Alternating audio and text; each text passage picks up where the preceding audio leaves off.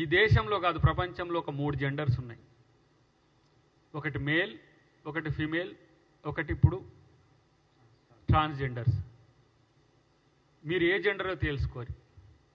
మీలాంటి బూతు భాషను వాడే జాతి ఈ భూగోళంలో లేదు. రాహుల్ గాంధీని దేశద్రోహి మీరు అన్నారు అని అంటే మీకంటే లీడర్ ఆఫ్ ది అపోజిషన్ పార్లమెంట్లో ఇది మీ సంస్కృతి. ఎవరన్నా ఆయన కేంద్ర మంత్రి, ఇక్కడ కేంద్ర మంత్రి.